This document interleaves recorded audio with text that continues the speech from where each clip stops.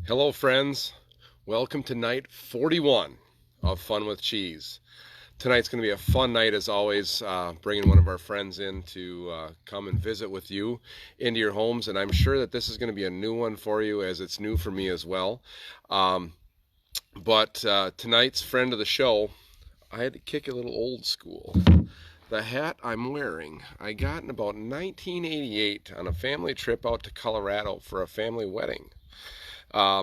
See, my uncle Jim and Martha Haas moved out there many years ago in the 70s, and because my aunt was from Switzerland, she missed the mountains, and so they moved out there with their kids, and they founded Soda Creek Llamas in Evergreen, Colorado.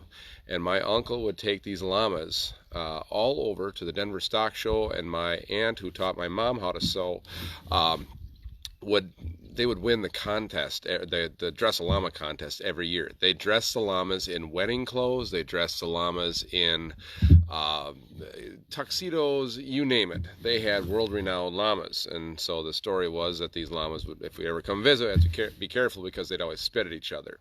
And so we went to visit, and I scored this hat, which is the official Soda Creek Llamas hat, home of world-renowned llamas genetics all over the world.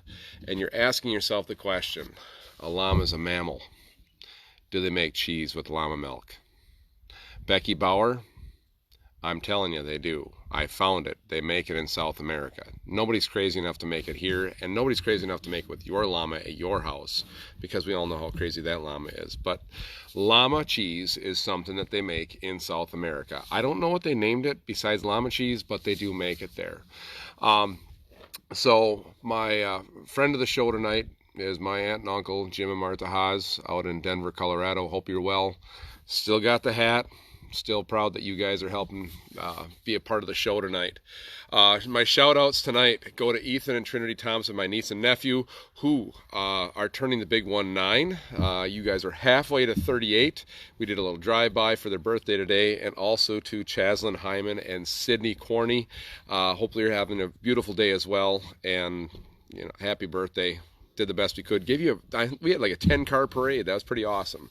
So our guest tonight is an old friend of Wisconsin, and so I'm going to tilt the camera down a little bit and bring this back here, because I was at Dairy State Cheese on Saturday, and Jill and I were talking about some of the cheeses we've done, and I said, Jill, what do you got that's yours? Like, what is something that you guys make? And she said, oh, let me tell you. And so as I build this, I'm going to, deconstructed this. So this gives you a hint of what they're doing. And so in Wisconsin, this is kind of a specialty on a Sunday morning. And I know it's Sunday night that we're doing this, but this is what they've deconstructed. They took our old friend Dave Jack, you see, and they introduced him to my good friend Ferdinand Petois.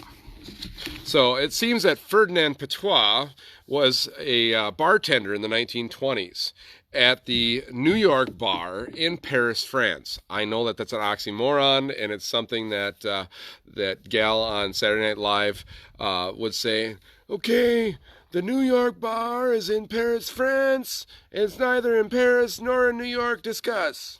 Yeah, it's not that. But so it was during Prohibition, though, and you got to understand that they had to do these things. And I've been in a couple speakeasies out in Indianapolis where there were 7 exit doors going underneath the streets of Indianapolis, and so they called it a tomato cocktail. So Ferdinand Petois, which if you looked at his name, Petiot, I can say Petois because my last name is Canoyer. If we were in Canada, they would say Cornouaille. So I'm French, so I'm allowed to say Petois. So he had no idea the concoction would become the world famous when he agreed with a guy in a bar and suggested they call the drink Bloody Mary. The patron, it reminded him of the Bucket of Blood Club in Chicago, that they made something similar, and they knew a bartender named Mary that worked there. So they called it the Bloody Mary. I have no idea. But in 1934, Patois was told and was wooed to go to the King Cole Bar at the St. Regis Hotel in New York City, and he brought the recipe with him. And the whole hotel manager's like, Patois, this is kind of bland, ha ha ha. And he's like, all right, fine, mess with you guys, here we go. So, Patois, they asked him to spice it up a little bit. So, Patois brought out some Worcestershire sauce, and he brought out some Tabasco sauce, or hot sauce, mixed that in there. And then he also threw in a few things like some onion and some celery and some garlic and things. Added that to the drink.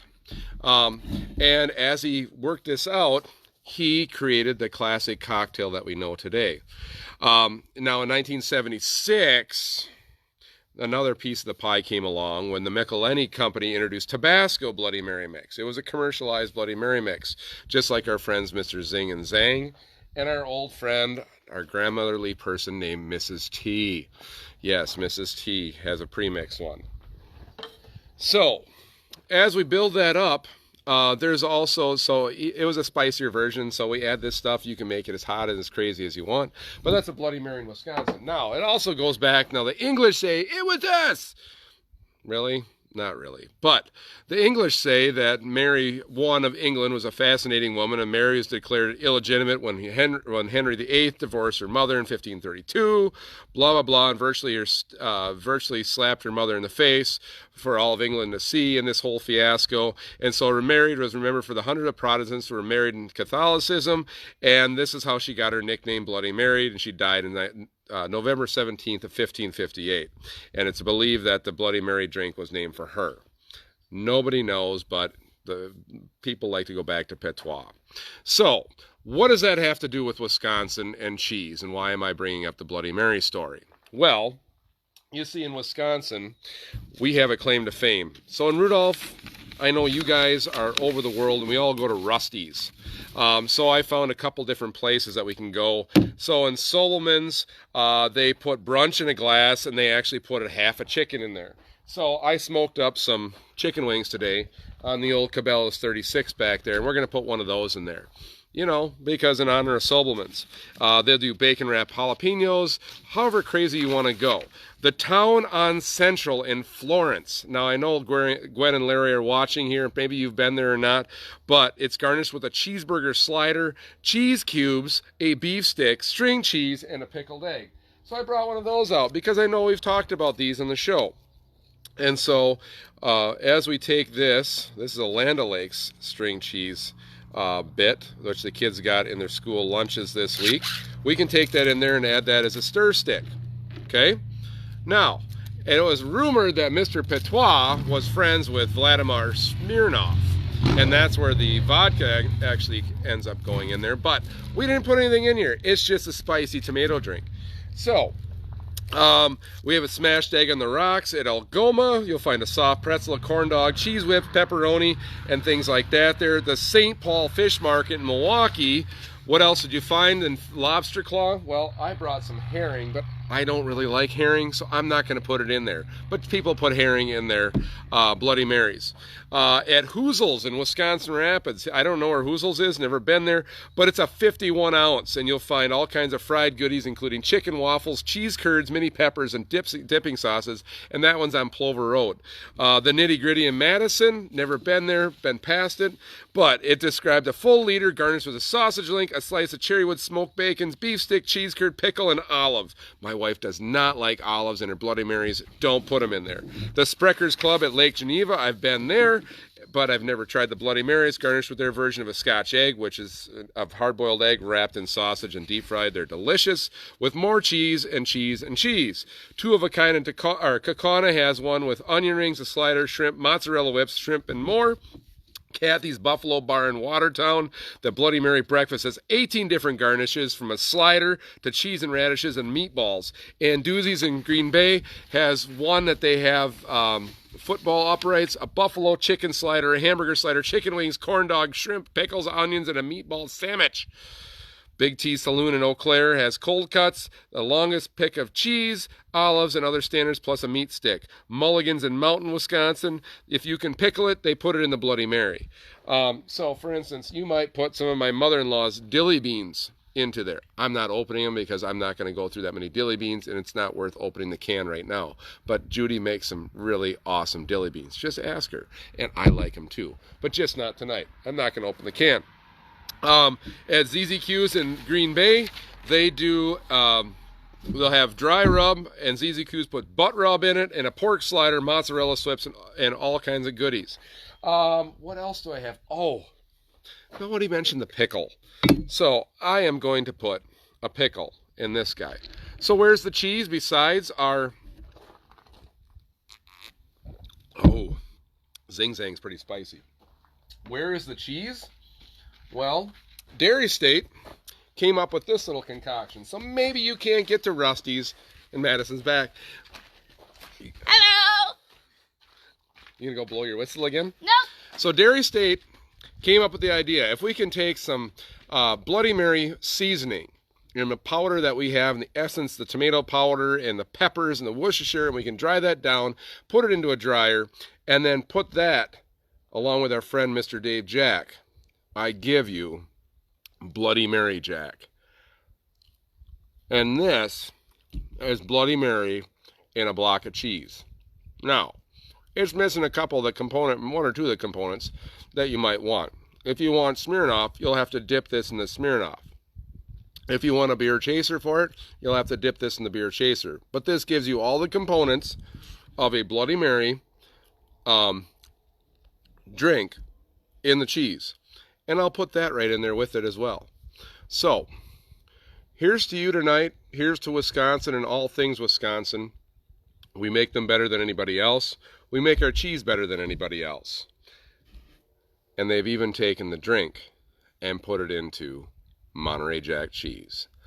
This is Bloody Mary Jack. Check it out. It's at Dairy State. You can find it in the case. I really like it. It's got a really cool flavor. You could eat it on crackers and chips. You can melt it. You can do whatever you want with it. But this is fun with cheese, and this is Milk Step into Immortality. You guys stay classy out there, and thanks for watching tonight. Really had fun with this one. I got another cool one tomorrow that I think you all have seen, the type of seasoning, but I got some really cool things coming up this week. We got a lot of cool things with the Dairy Drive coming up as well. Looking forward to making a lot of deliveries and getting cheese into those people that need it. Thank you guys for everything. You don't know the impact you have in your community. But, yeah, I'm enjoying it. Tonight's 41. Tomorrow is 42. We'll check you later.